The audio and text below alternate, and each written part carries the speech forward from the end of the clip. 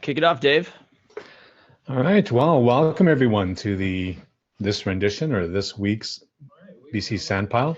We are trying a new tool. I hope we find some advantages from using this and some better interaction going forward. And certainly the live broadcast I'm looking forward to. Hosted this week by Mike Salinger and myself. We're going to do a bit of a dive into the BC Sandpile member site, or the secure zone, if you will, and just talk a bit about the concepts, why we did some things certain ways, and perhaps get some feedback from you folks as to what you might like to see going forward. But first, I'd like just to pass this off to Mike for some industry news and just get you up to speed on what's been going on. Excellent. Thanks, Dave. Dave, if you can hop over to the meetings page on BC Sandpile website, I want to show everyone some updates that we have made to the site, but more importantly, to the format of Sandpile.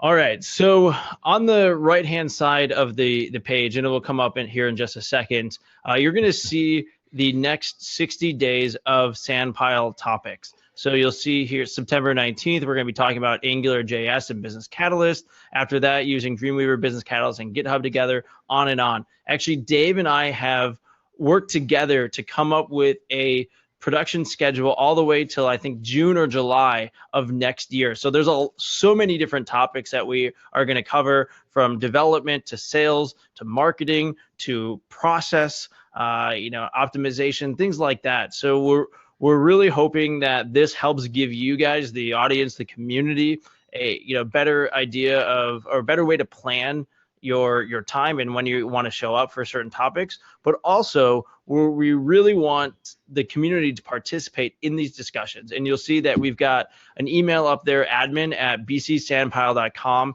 And if you see any topics up there that you want to participate in as a panelist, which just means that you're going to help answer a few questions, give your input, your experience. You don't have to know everything. None of us really do know everything. But just participating in that discussion, email us, let us know the topic and the date in which you'd like to join, and then we'll make sure you're invited as a panelist for that one. Also, if you'd like to present on any of the topics, we welcome any presenters, and that would be about a 20 to 40 minute presentation on the subject, and of course, getting some Q&A from the community on there as well. Also, we do want to take special requests, so this is not just Dave and Mike setting the agenda for the rest of time. If Business Catalyst, anyone from the Adobe team wants to come on and give a presentation or has some updates, we can always move the schedule around. If anyone else in the community has a different topic that they want to bring up and approach us with, again, email us and we will accommodate. But the goal here is to have to fill in the blanks and make sure that we've always got great topics that we're talking about, and inviting the community to participate for topics that they may know more about. All right. So the next thing that I wanted to talk about is BC Academy. So yours truly here, Dave Hagblad, is coming out with a new tutorial tomorrow, on BC Academy about responsive images and page speed. And I'll just let Dave talk about that for a brief minute. Yeah, you bet, Mike. It's just a bit of an experiment, really. And I had to look at 2 or 3 different ways, or I think there was 3 ways of doing responsive images. One with a built-in foundation thing, one with a plugin that I found, and I built a very, very basic site. I did some base speed tests with nothing. Then I added an image with no changes. Then I believe I used the action thumbnail from Business Catalyst, and I measured the speed again. Then I used the foundation tool for responsive images, Interchange, I think it's called, and I measured the page speed. And then I did, it's eluding me right now. I did one other one and did the page speed. And I kind of talked through them, show what the code looks like, and gave you the page results. And I was a little bit surprised by what the results were, but it's as we go forward, we're all looking at mobile and how we can make things better. And I thought it was an appropriate time to have a tutorial like that. Awesome. Thanks, Dave. And then on the BC Gurus front, on Thursday, Scott Reynolds from Thrive has a new course out on his Foundation Builder app. and it's going to really teach you how to use it more in depth. I mean, the app is great. It's really self-explanatory, but what better than to learn from the creator of the app how to best use it. So check that out on this Thursday for BC Gurus. And then also BC Gurus released a new forum that is open for suggestions and feedback from the community on how we can keep improving. So that's how we get the ideas for the templates that we've come out with, and we want to continue to tailor the templates to our audience. So that's just recently put up there, and give us the feedback there. Also on the BC App Store, there's a review, revise, and launch. I forget exactly the name of the app, but it's a great app for QAing the website, making sure that you're checking off all pages and going through it.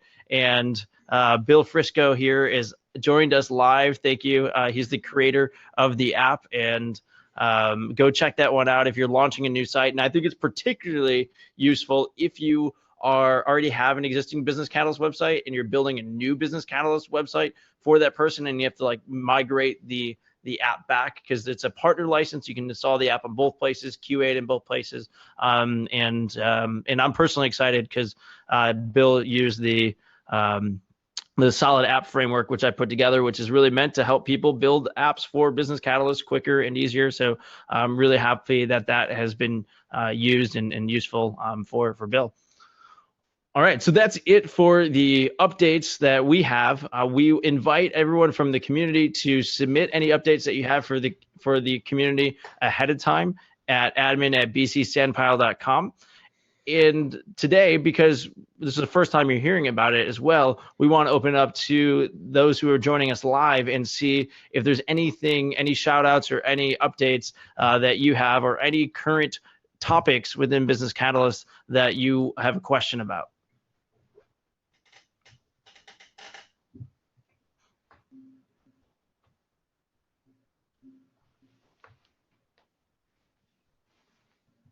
Yeah, definitely a different interface, Mike. I'm just watching the chat window here, seeing if anybody types in there.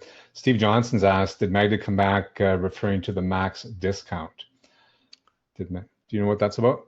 Yeah, Steve, I have not heard back from Magda on whether the discount is for anyone who signs up or pre-registers for the BC Max pre-conference for Adobe Max, or if it's actually a discount code that will be given in person to people who attend at the Adobe Max conference. So I'm not 100% sure which one it is, but we will let you know when we find out. Okay, and then Bill asked if anyone knows how to keep error messages visible for more than 0.3 seconds. Bill, could you elaborate, like, where are these error messages? I'm guessing when you save a web app item or a page, or like it gives you an error that says maybe that URL is already being used. I'm guessing that's what you mean. I mean, Bill, is probably not the answer you want to hear, but you could build a Chrome extension that detects those and then just keeps them on the page longer. But that's a whole lot of work for a little reward. Yeah, Barbara's right there too. If you happen to catch it, if you hover over it, it does hold them open for quite a while longer, I think, until you hover off of them. That's typically what I do. So hopefully that helps you, Bill.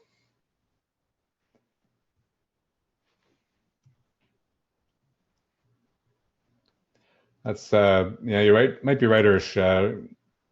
Adding an RSS feed to iTunes. Boy, I did that a number of years ago, and it was not simple.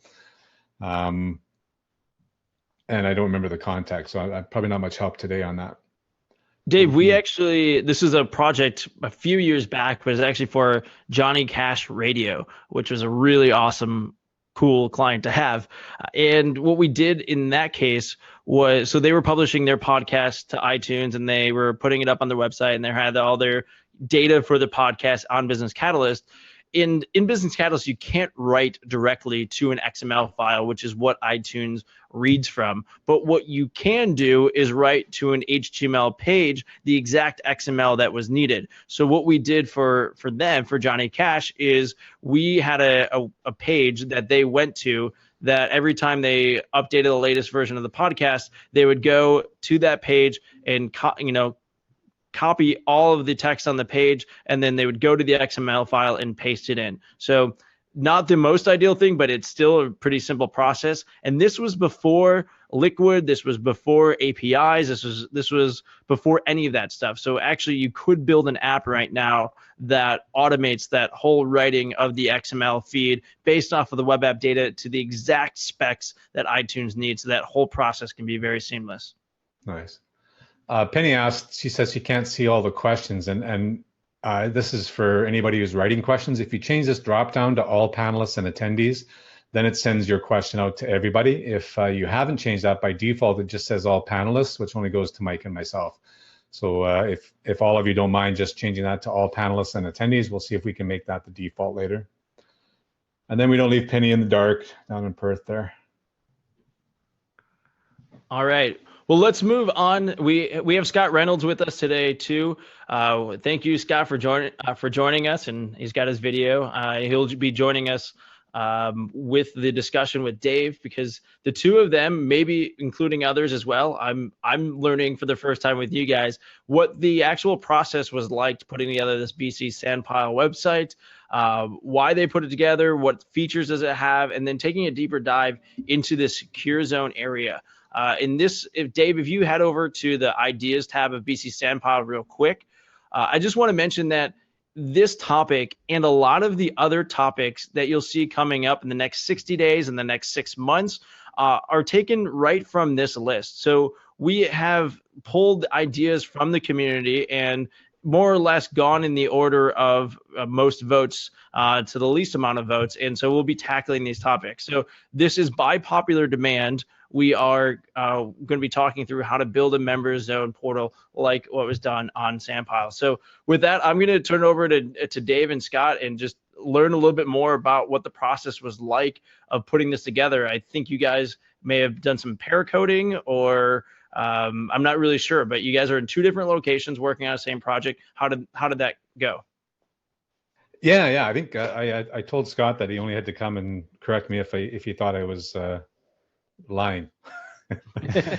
so maybe he'll break in more often than not. I don't know. But when was it 2 years ago now, Scott, or 3 years ago, we decided that it was time to do a bit of an upgrade to the Sandpile site. So we thought about the best way to go about that, and we in the end we met every week for a couple of hours, and we'd work together for a couple of hours, and then we would go away and do some homework. But I personally found that we call it pair code. What do we call it, Scott? Code pairing, pair code? It's called paired programming, when basically you have one person who is doing the coding and the other person is watching and guiding. So Dave and I, we would switch back and forth because there's benefits to both types of roles. It's actually a popular thing for developers. And if you get an opportunity to pair program, I would definitely take it, because it's a really great way to learn. For sure, I found it that way myself, and the fact of the matter is we both approach things in different ways, and neither one of us necessarily has the most effective way. So with the pair programming, I believe we came out with the best overall answer, and it was so useful. In fact, we continued to do that right up to even just last week, where him and I will get together, and not always a couple hours now, maybe it's a half hour or an hour, but we may discuss a problem that one of us is having, and we try and solve that together. It's just so effective. I think we both learn lots from it. So yeah, me and you did too. So when we first started, like you said, this was like 2 or 3 years ago, and it was basically when like Liquid came out and module data came out, and all these new things were constantly coming out, and we were sort of using BC Sandpile as a way to learn, because we could pick and choose what we wanted to do, whereas often our projects are picked for us by our customers, so we don't always get to try the new things, or we don't want to try the new things because we don't know what we're doing quite yet. So this was a good learning tool for us. So I'm kind of afraid to look at the code, right? Because we've come a long way in the last few years. I've actually spent the last a lot of today, fair bit of time today, going through some of the old code and going, oh, why did we do that? But like you say, that's we were learning at the time. We purposefully kept it to a very simple Bootstrap template, if you will, or more of a standard Bootstrap type of framework. and kept that very simple so that we could focus on the functionality. And we were able to do some pretty impressive things for the time, I thought. And it's even somewhat impressive even for today. So it's pretty cool.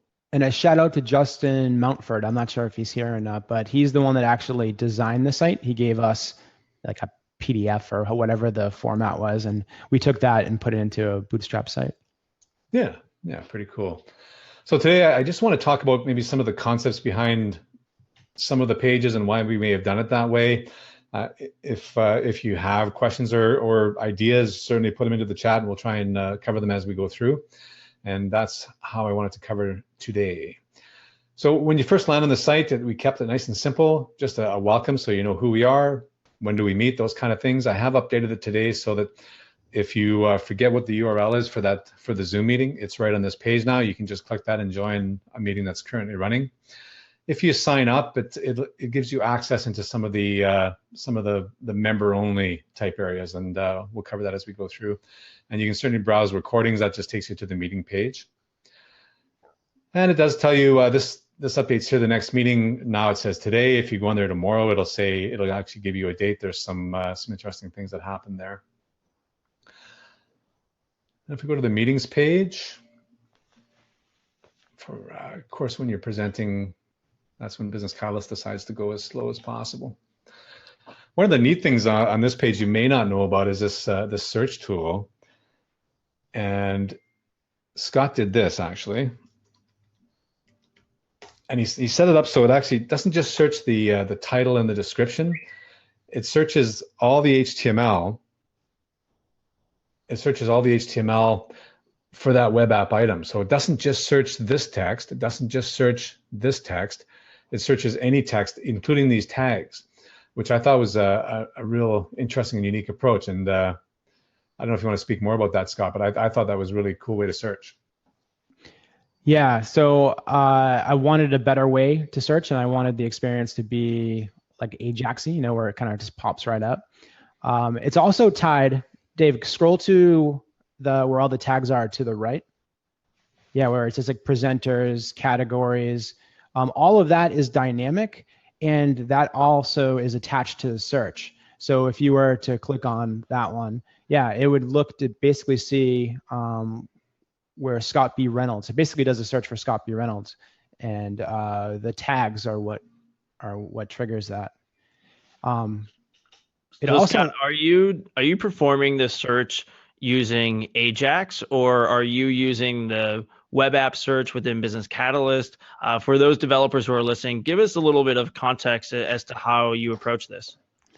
Yeah, I wish maybe Dave can answer this one because I actually forget. It was a few years ago, so I forget the specifics. Dave, can you help me out with that one? Yeah. When I looked at it earlier today, and it is definitely using an Ajax. It's a web app search, but it's submitted via Ajax, and then the results are put on the page. So brilliant.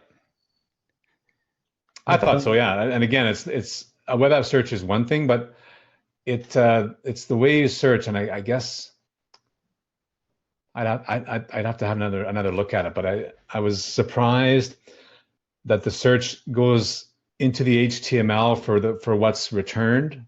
I guess is what I'm saying. So you're not just searching. When you do a standard web app search, if you just search for keywords, it only searches the title and description. And This goes through and searches anything, the recording, the presenter, even if it's the alt tag for the image, it searches all that information looking for what you've typed in here. So that's the difference.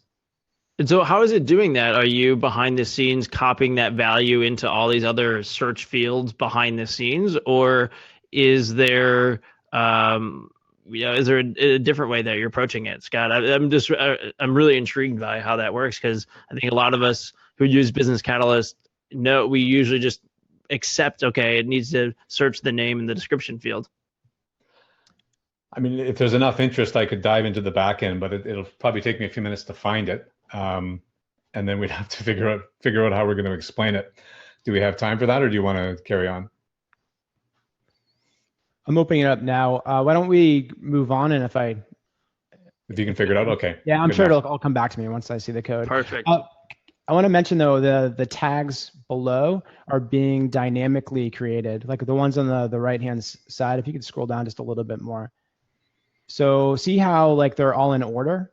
So those aren't manually done. That's all automatic, and it orders it and it counts how like the presenters and how many that they do.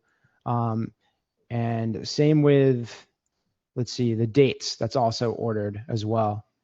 I'm curious why it says December 2017. That would be because of the future ones that we put in, I believe. But oh, okay, but it's not showing. So so you put it in, but you didn't really officially schedule it. So it's showing up in the tags. They're all there, but I've got some liquid code that hides it. Sorry, if I clear you out of there. I've got some liquid code that hides it if it's later than today on this list. Okay. And it only shows 60 days worth on here, but I've got items in there right up until June of next year. So, okay. So I may have to go and look at this code and see if I can maybe stop that. Yeah, so that's a neat bit of functionality too for people to realize is, on the left, it used to be a normal output of all web app items that were, Sandpile meetings. And that's fine if you've got maybe 1 or 2 or 3 weeks planned ahead of time.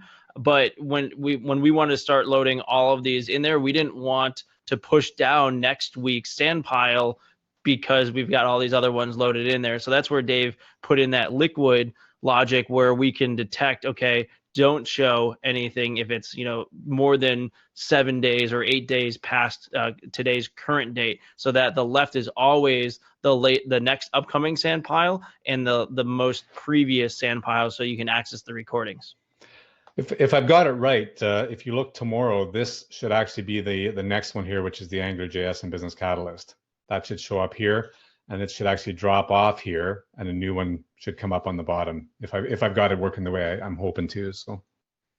And this is one of the great things about Business Catalyst is the fact that it's data driven and we can put in this logic. So this saves you and I a ton of time, Dave, managing the website. We can set it and forget it, and we don't need to bother each other and be like, hey, did you remember to update the Sandpile website today to change that out and put that in there? That's the intent, and of course it's always a bit of a challenge to come up with a subject matter. But once we twigged onto running those ideas, that really got us out there for quite a number of weeks there. Cool. So the search, Scott's looking for that. Thanks very much, Scott. Just a quick note: if you get onto the detail page, and if you're interested in being a panelist or a presenter for that particular Sandpile, if you click that link, it'll actually open an email, and it'll throw in the date, and it'll throw in the title of that Sandpile. Of course, and you won't be. I'm assuming you can't see that because it's not part of the screen, but it basically opened my email with the subject already filled out. All you got to do is say, hey, I'm interested in being a panelist on this, and we would sure appreciate that. The more people we can get involved, the better off we are. On the let me go to the ideas side. So if you have some ideas for a future meeting and you're not seeing them on the list over here, you can certainly enter the title, put a description there. We'd love it if you present or be a panelist on it, share your idea. If you have some interest, you can certainly upvote these. From a functional perspective, this is web app driven and Ajax driven. So when you click on vote or unvote, there's a form that gets submitted, and then that section of the page is refreshed. And Scott did that. It's a pretty amazing thing, I thought. At its simplest, though, it's just straight web apps and then an Ajax web form submission, and then reloading that section of the page. So again, with the whole Business Catalyst thing, if you can figure out some of this little bit of advanced stuff, the whole Ajax thing, and then conceptualize how you're going to tie this stuff together, there's really some fascinating things that you can do. I don't know if you have anything to add to that there. Dave, I got a question. So what happens after today? Let's say we've already done this topic. Is there any way for us to show that this is completed, or do we disable that web app item? Maybe let's talk through A, how that works, and B, what are some of the possibilities we could do on Business Catalyst if we wanted to spend some time and improve the functionality here? Well, right now, there is a process, I think, in the back end, Scott, maybe you remind me if I'm wrong, but where once we turn this from an idea into a meeting, it would take it off of this list. But I don't think I have followed that in a way that's going to make sense, or was it manual? Yeah, so I wanted a workflow where if somebody submitted an idea, it could be automatically sent to a meeting to make it a nice workflow. So when that happens, I do believe it comes off of the ideas page. Let me jump in and maybe we could just do that now because that's actually Yeah, well. I think Scott, what you're probably doing is I think there's a data source field on the Sandpile meeting web app, and that connects it to the meeting ideas, and then perhaps you're running some logic, either Liquid or JavaScript, on the ideas page to say, hey, if it's included in a meeting as pulled in for your data source, maybe not show it. I'm just guessing how that may work, but maybe you can speak more specifically to that. I'm logging in now to check it out. Yeah, sorry, Scott. It's all defaulting to you on this side. But the intent was certainly that once it gets moved from an idea into an actual meeting, that it would just pop off of this list. So I may have shortcutted some of that, so maybe I have to go back and relook at some things. And in the interest of getting all those meetings loaded, I may have shortcutted some things there. But the note to the community is vote up the ones you want to see. We'll still try and keep an eye on this, and we can certainly move the schedule around to make it work better or more in line with what people are looking for. Awesome, Dave. While Scott looks that up, let's move on to some of the other features of this site. Partner search. Actually, can you go back that last page? I think I just remembered what it was. So the process was when someone says, I volunteer to present this topic, it actually creates another web app item. So it doesn't like turn it idea into like they're not like the same web app. It's actually creating a new web app. And I believe it like enters the ID into the meeting web app item from the idea. I think that's how that one works. So it's actually just kind of like transferring the information over to a different web app and creating a new web app item. Okay, I think if I remember, Scott, what we were talking about was that the ideas would actually be part of the meetings. Like if we're navel gazing about how we could automate it, I think we originally thought we could make the ideas just part of the web app meetings, and then have a flag in there that called them an idea versus a meeting. And when we took the flag off the idea, then it showed up on the meeting list and came off the ideas list. Does that sound like what we were trying about? Yeah, that sounds right. Click on I volunteer to present this topic. Doesn't matter which one? No. Yeah, that's fine. Are you sure? Yeah. Really trying to discourage people there. I know. So then if I reload the page, maybe? Well, you know what? I think I just got an email. So that's what it is. So I got an email saying that you wanted to submit. Okay. So actually not even just an email. You just created a new web app item. So I just got the workflow for that. Yeah. So now you're on the hook, Dave. That's right. Good thing we're doing it right now. Yeah. So now if you were to go in the back end and hit enable, that would actually become a meeting. And that's how we automated it. So okay. It was that we would do very little work. There would be an idea, someone would agree to do it. It creates a new web app item, and then you just enable, and then it's a presentation. Okay. That would have been this one. Yeah, this is a nice bonus for those who are joining live and watching the video. You get to see the analytics and the live feed of the BC Sandpile site. Very exciting. Yeah, oops, as they say. And I guess I'll have to apologize for not being as informed as a presenter should be. But some of the stuff we did a couple of years ago, and I just didn't think to look through it. So this partner search I can speak a little more direct about because I did this particular portion of the site. The ideas and such was more Scott's. So this uses the BC web app with output results on a map and output results in a list. I did embellish that with easymap.js. That's something over on BC Gurus. If I'm not mistaken.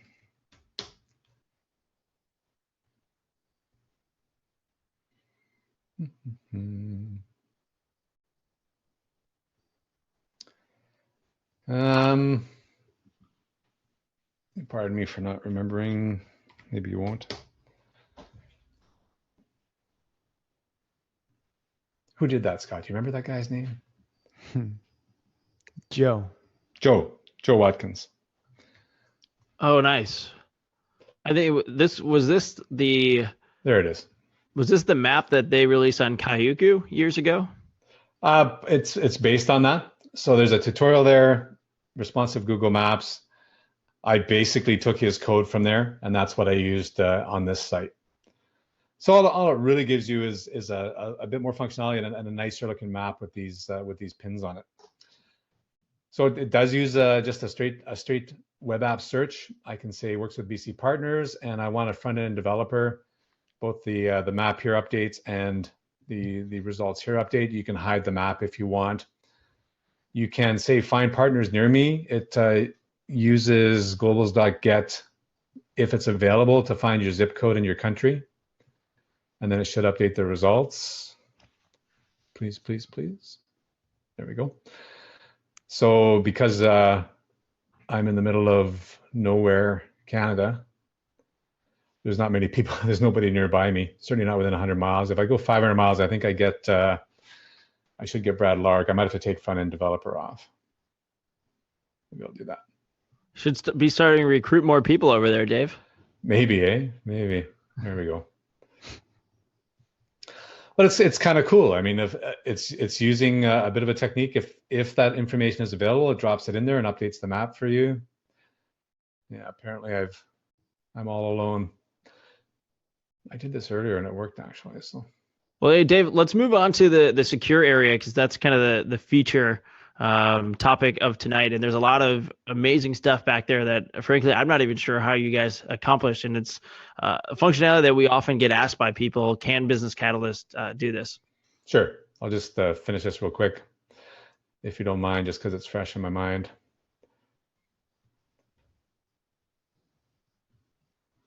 There's two of you? Yeah, there's three in Kelowna. So here's what I want to get to. I'm not sure if Brad's on or not, but there's Brad Larrick up in Williams Lake, British Columbia. So my point here is if you join, if you sign in as a partner, you can put your listing here. You can tell the community, who you work with. What are you, a front-end developer? Maybe you're familiar with JavaScript. Maybe your focus is SEO or sales and marketing. That's one of the advantages of signing in as a member on this community is you can put your shingle up here, if you will. We definitely direct people here from BC Gurus, from other platforms. When someone is asking for a partner that focuses on this or that, we try and be a little bit agnostic and just say, hey, you can go search our partner directory on BC Gurus, or you can go to the BC Sandpile and search your partner directories there. So, yeah, Dave, refresh that page where it shows everyone and scroll down. There's been a lot of people who've signed up. That's true. Yeah. There are a ton. Maybe I'll get back to there if we have time. So I'm logged in. This is me. I have a profile. You can look at my activity. So these are Sandpiles that I have been the presenter on. This is an idea that I upvoted. And so if you presented or if you've upvoted you're signed in, your activity would be there. I have a following tab. And this is virtually all this stuff is web app driven. So I'm following, I say I want to follow Scott, so I can click on Scott then and see any of the Sandpiles that he's presented on. I can see anything he's upvoted. I can even direct message him. Yeah, he's done a lot, yeah. I can even direct message him. I can just say, hey, Scott. And you can see we tried to limit it to 145 characters. So he gets a custom email. And we're just using a web form with a neat little trick, Business Catalyst trick to use the autoresponder of that web form to actually send the message. So it pops up for him. He's going to reply to me, I'm sure. And I can stop following. I'm using the favoriting functionality in Business Catalyst. That's how we're doing the stop following, and the following is just a different way of using the favorites. Normally use that for e-commerce, but I found a way to use it for this technique. So have you replied, Scott? Just sent it. Okay. So Dave, you're telling me that Business Catalyst, you guys can send messages to and from each other in a secure area. Yep. Yeah, My message just popped the up. message itself is not secure, but we're in a secure area, and this is literally just a form, and I'm using the autoresponder to send it to the person that I'm addressing it to. That's awesome. And I see a notification bubble here next to your messages tab that one person or you've got one new message. I mean, this is great. I didn't really even know that this was possible in Business Catalyst. Yeah. So, and go ahead. Yeah. So when I've been using the autoresponder trick, and if for anyone who doesn't know it, it's basically the idea is that there's when you fill out a form, you get a reply which is an autoresponder email. So the trick is that if you want to send someone else an email, you put their email into the form as if they filled it out. Then they get the autoresponder, which has been cool over the years, right? It's a clever trick. But when they came up with when BC introduced the idea where you could customize the autoresponder email, it opened everything up. And as soon as that happened, we created this where we're like, well, what if we use that trick with the autoresponder? We can make a communication tool. And the cool thing about this is, since I've done this, I've worked on other projects with the same thing. It's pretty awesome. So the combination is this, right? You fill out someone fills out a form as if they're filling it out, but they're actually submitting it as the other person. The other person gets the autoresponder. And in that autoresponder, you can put any content in there that you want. Basically, you can use module data. You can put things that are in the CRM. You can put anything in there. So now you can send an email to someone basically with whatever kind of information that you want. Really powerful. That's incredible. And then Scott, tell me about how Dave is getting a notification that he's got a new message. So I get that the sending to and from the emails from each other by kind of filling out forms on behalf of the other. But how do you know in Dave's account that you sent him a message? It's a web app. In the end, it records that same information into a web app. So when I reload the page, it looks for a web app item that has the result not marked as read.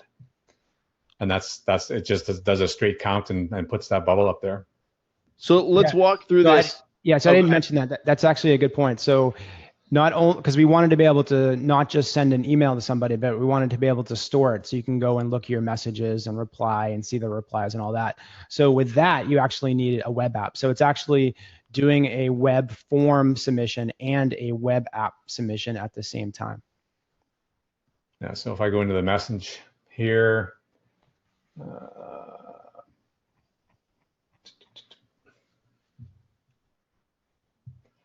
so there's a message red flag, there's a from EID, from profile EID. So we're using the EID in the CRM to keep track of who sent what to who where. So that's just tracked through there. There's some classification going on using that blind classification trick that you may or may not know of. And then there's this message red. So when I actually go and look at that message, it's going to go through, and through Ajax, it's going to flag that message as red. Does that make sense? That's fantastic, man. Wow. There's so many kind of advanced things going on to make this functionality work. And I imagine, it would take an entire session just to dissect that and to walk through each of those steps. But thank you guys for going through that. For me, I didn't know how this would be possible. And this is amazing. I've got a great understanding now how we can accomplish this. So yeah, thanks very much. So I'm looking at the message. It's there. If I leave the page now, it marks it as red. But if I say reply, I can reply back to Scott here. It'll keep track. I just say thanks, Scott. That sends the message to him. It keeps track of it down here. I can delete the message. Here's one I sent to Mike way back in February. I can just say delete. And there we go. And so just so people know behind the scenes what's happening here is with web app items on Business Catalyst, when you're logged into a secure zone, you can create a new web app item, you can edit a web app item, and you can delete a web app item. So essentially each one of these messages is a separate web app item. And then when you click that delete icon, that little garbage can icon, what's happening behind the scenes is that an Ajax post request is being made to the delete form of Business Catalyst for that web app item, and passing in the appropriate parameters based on which comment they want to delete. Exactly right. Yeah, that's exactly Dave, what's happening. Also, there's a filter there too, right? Click on all messages. Right next to where it says contact Dave. Right. So there's right now it says all messages. I can show only received messages, so you can toggle back and forth. Oh wow. Do you guys have threaded messages? And if it's not in here, maybe talk through how you might approach that, or if it's possible to see the entire conversation thread all in one, kind of like in LinkedIn. If you send someone a message and that whole message thread is in one kind of screen. Yeah, I've done that before on another site. I don't think we did it here though, did we, Scott?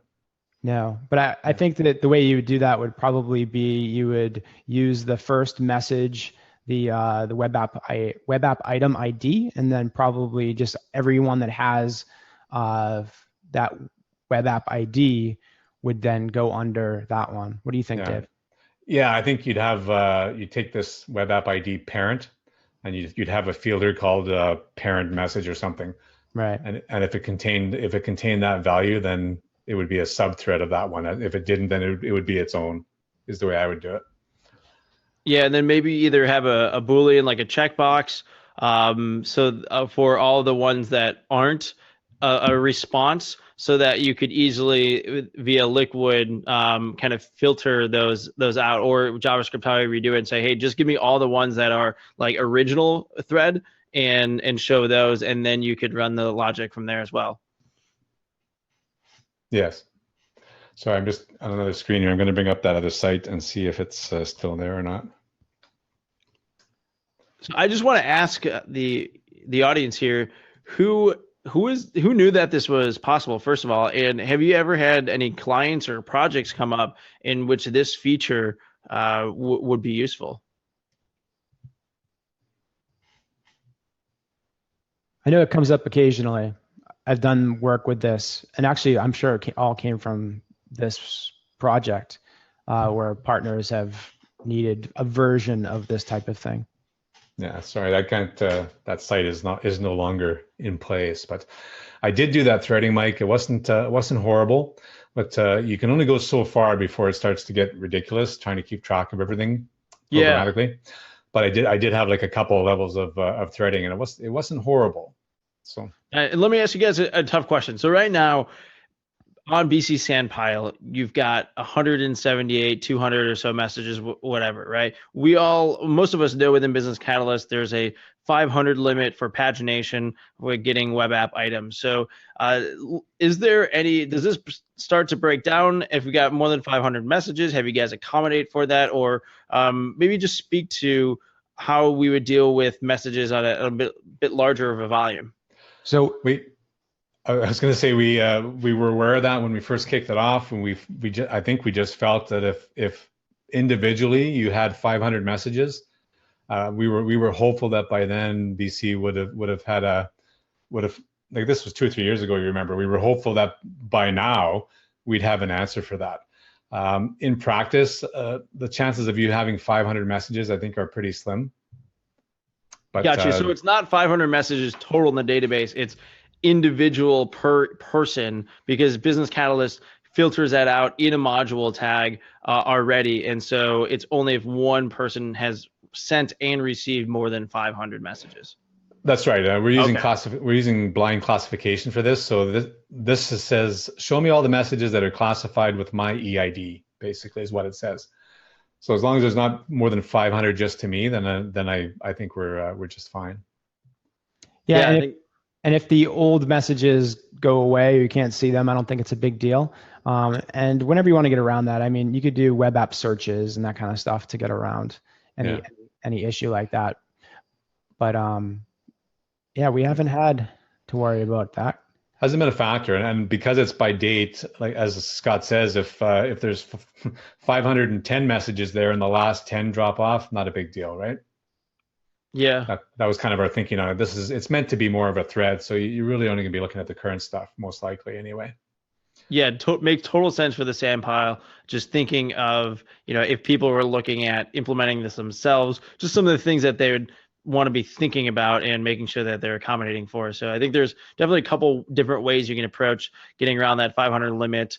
One you guys, I think, already mentioned. Another one that came to my mind is that perhaps you every year you could, because right now you're creating new categories every time a message is being created. So you could, let's say, create a new message for every year, for example, and say like Dave Hagblad 2017, and then you could kind of traverse between that and say, give me all the messages categorized as Dave Hagblad in the current year, and then grab those. And then you can give me all the messages of Dave Hagblad in the previous year. And you could, run all, as long as there's not more than 500 in each year, for example, you could easily grab all the messages if you wanted. Yeah, because I mean now it's that blind or that dynamic category classification. So if you just prepended 2017 to the EID, and then you got to this page and did the same thing, that's what you're saying, that would work just fine, I think. And if you're that popular that you're getting 500 messages in a year, then maybe this is not the platform for you. I don't know. So I kind of glossed over it. I just it's not that I don't like Beth. That's a great gal, but I'm just going to stop following her so that you can see what happens. And again, it's just that favoriting tool that's in Business Catalyst, leveraged or used in a different way. So now if I go back to my activity, sorry, I didn't mean to click there. So now when I go back to following, she's not there anymore. And the intent really is that, hey, I like the Sandpiles that Mike does. I want to see more of his, or I like the ones that Scott does. I want to see more of his. The way you get to them initially is this partner search. I think you could actually get to it even through meetings, if I'm not mistaken. Yeah, if someone presents, you can follow them. Yeah, as long as they present, if I get to them, I can follow them. So let's go to, here's Ursula. So if I click on Ursh, now I can say follow. And that's to me, that's pretty cool usage of this favoriting tool. Again, it came across to me on this other site, and I was pretty happy to be able to repurpose it here. So Dave, talk to me about, if we want, first of all, does the Business Catalyst favoriting tool give us the ability to know how many people are following Ursh, for example? Or can we show Ursh how many people are following her? And if not, is there a workaround, or is there a way that we can approach it? So if we did desire that functionality, we could implement it. The answer for me is I don't know. Do you know, Scott? I don't. That's an interesting thought. Yeah, it would be kind of cool to know, wouldn't it? Yeah, so I believe that the Business Catalyst add to favorites functionality doesn't give you that data. But what you could do is when you add to favorite, you could trigger the web app behind the scenes, and you could submit one, and then you can either update the same one for Ursh each time and increment and decrement every time someone follows and unfollows, or you can submit different ones and then you can loop through and count them. So I believe it can be done, similar to kind of what you're doing with the ideas, right? You just be Ajax, and the delete button here, you just be Ajaxing add, edit, and delete web app item requests behind the scenes.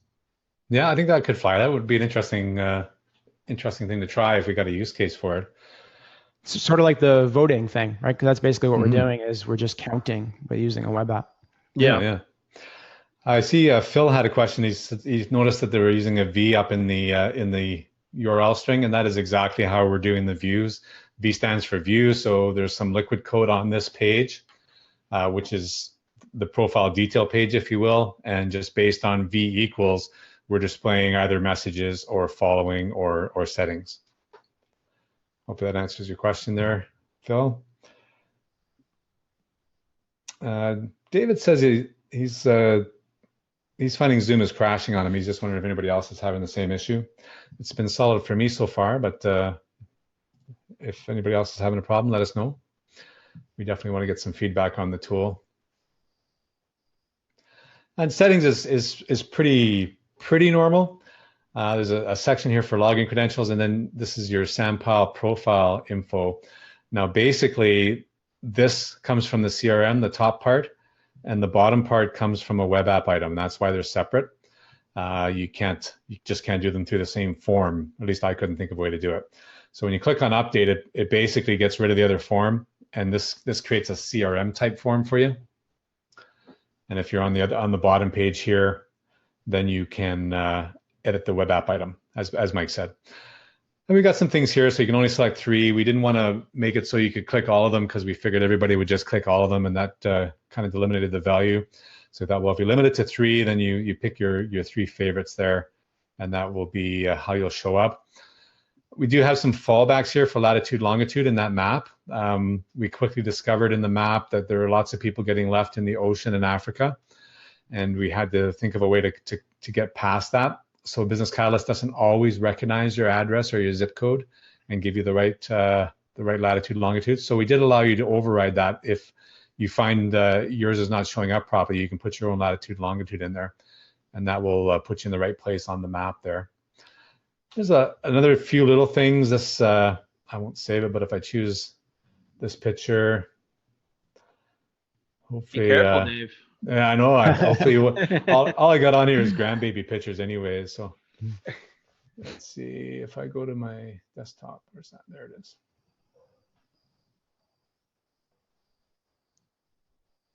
That's a picture I had taken at Max. So it's kind of cool. I haven't saved it yet, but it's replaced my picture and shows me what it's going to look like. And that's just a neat little bit of code. But frankly, the site is full of little bits like that Scott and I had figured out over time, and we brought them forward into the usability of this site. So it's worth poking around, and if you find something you want to know how to do, then send a note and ask, and we'll be happy to at least to try and tell you how we did it, because some stuff we did so long ago we can't remember. How'd you do that search, Scott? Oh, I got distracted. You forgot it. Yeah. I like to say in Canada we say squirrel. So this whole personalization thing, Mike and I have talked about it a lot, and just showing pictures and giving people a different experience based on what we know about them. And this is kind of the early stages of that Scott and I were trying to work through. I think we could go even further now if we have another go at it. But for a couple of years ago, this was pretty cutting edge stuff, we thought. So absolutely. I mean, first of all, the fact that you guys accomplished this messaging thing like 3 years ago, it blows my mind, because I think that would be I don't think many people know how to pull that off today. Mm-hmm. Yeah, I would have to agree. And in some ways, I don't even remember how we did it, but it comes back to you as you start to talk about it. So in the end, it's web app items with some AJAX submission, using a couple of tricks that we know about, in that you use the autoresponder of the web form, and you throw the email address of the person you're trying to send the message to in the email address of the form. So instead of like when you fill out a form, you get the autoresponder. So all we're really doing is putting someone else's email address in, and then they get the autoresponder. And then through Liquid, because that tag is available, we're able to customize that message, that autoresponder message, to say what we want it to say. It's pretty cool. Very cool. So if we wanted to update the website and we wanted to have people submit their interest in being a panelist or a speaker or something, we can maybe even create this functionality around the topics and then have kind of a back and forth on the site. And instead of people sending emails to us at admin@bcsandpile.com. I'm not saying that we're going to do that. I'm just saying that theoretically we could implement that here using Business Catalyst and probably leveraging a lot of the things that you already have in place. Perhaps, yeah, it'd be kind of cool. So if here it said I volunteered to present this topic, if I clicked it, it allowed me to put my name in, and it stacked my name there. So I do it, and then Scott does it, and then Mike does it. It'd be neat if this idea showed with 3 people who are interested in being panelists, and say that idea was down about here. Well, that one might be a great reason for us to move that item up to the top, because we got 3 people that are interested in being panelists. That would be kind Right, of and cool. we can even cut it off too. Like the first 3 people who volunteer get the slot, and we're not going to have more than 3 panelists. So Mhm. that's awesome. Yeah, we can start thinking about how to automate some of this stuff. That's great. Mhm. What do we got? Looks Oh, like Phil Markison has been fantastic. Great memory, Scott. He remembers a previous Sandpile that you did on lessons learned of building the BC Sandpile, and he actually shared a link to it. I believe in that one you might even go through what you did for the search. So thank you, Phil. That's incredible. So why don't you do this? Why don't you play it, Dave? We'll all just sit back and watch it. yeah, there you go. I Well, thought I'd bring it. I thought I'd bring it up so if those that have a big enough screen can read the URL, they can, or at least they can search for that. If they search for that title, it'll show up, and then they can watch it at their leisure. But Yeah, it looks like I made a liquid library item for this, which is now called a BC widget.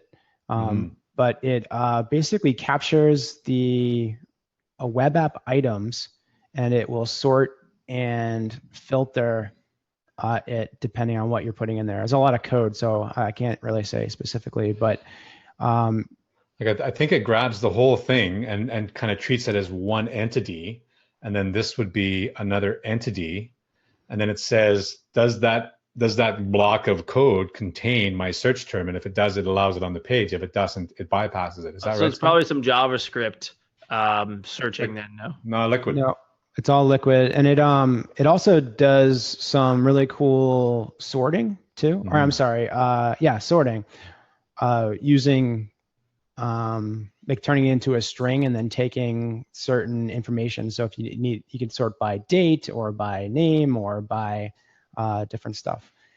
I'm actually Scott, using it that. sounds like you should do a presentation on that again. I know you probably did it a few years I was ago. going to say, Phil, did I do one on that? I'm not sure. Yeah, I'm sure. Actually using that same technique to sort the right hand side there. So you basically, in this case, I'm inserting the date and some particular characters into my content item, if you will. Then I sort it. Then I strip the date out and my special characters out, and I'm left with what I want to put on the page. And I can sort it this way. I can sort it that way. Whatever I want to sort it by. In this case, I'm doing it by date, but it's a pretty cool technique. So Scott Reynolds, since we have you, if you know the answer, it'd be great, because it's a current issue that we're trying to solve, and that is with the regular web app, or not regular web app, with the regular site search with Business Catalyst. If you have Liquid in the body of the page, I believe that it will show the unrendered Liquid tags as the preview of the search result on the search result page. And so I don't know if you know offhand of a way to get around that. Maybe it's easy, maybe it's lengthier, but maybe if you can speak to that for a second. Yeah, I mean, just off the top of my head, I would probably say if you wanted to, you could do a search for a tag, right, that's being rendered out, and then use split and join to take out the tag and kind of clean it up that way. That's the quickest thing I can think of to do. It's because it's basically it's just the tags that are showing, right? Yeah, it's like the Liquid logic, for example. Yeah. So I would say just quickly look and say, does it contain this? And if so, then this might be a better way than doing split and join, but split and join would work. To search for the starting and ending bracket, Liquid code brackets. Yeah, basically. So what you do is you'd say like you would split by the first open two curly braces, right? Mm-hmm. And then you would take the left side, that's clean, and then you would take the next part and you would do a split and join by the closing right. It's hard to explain. Gotcha. I get it. So you detect it and then you parse through it to get the regular text and get rid of the Liquid. Yeah. And maybe it's something like you just take the first part and you make that the description, unless the tag's right in the beginning. Because if it's just a results, then you're only probably looking for a truncated amount of text, right? Right. Yeah. One of the things that I think Scott Scheffler here is experimenting with is, the similar approach. Hey, detecting if liquid is in the return. And then if it is, doing a module data call to grab the meta description for the page and show the meta description instead of the page body. Yeah, that's a good idea, and probably better than a split and join. But yeah, I was just wondering if other people were having that issue too, because we literally just came across it today. We're like, uh-oh, this stuff is showing up in the search results. How do we get rid of this? Yeah, or I don't know. Mike from C9 is saying if in a site search it finds a result in a description meta tag and encounters the comment, the liquid comment, it's likely to break the entire page. So sounds like folks are seeing much the same. And we are at 5 o'clock, Mike, so it's time. So let's end it here. Well, thank you guys so much for joining us today on the new way of presenting Sandpile. I hope you guys enjoyed it. I know it sounds like some people had some issues joining live. We'll fix that in the future. And Scott Reynolds, thanks for being an impromptu panelist here and going through how the BC Sandpile was built. I mean, this was built 3 years ago, but is still, I mean, it holds up, and it's got a lot of techniques and implementations here that all of us, myself included, can learn from. So I appreciate you guys taking the time to share that knowledge with us today. And guys, join us next week. We do these every single week. They will be live. You will be able to catch the recording both in video format and hopefully soon audio format as well. So thanks for tuning in to BC Sandpile. We'll see you next week. Cool. See you guys.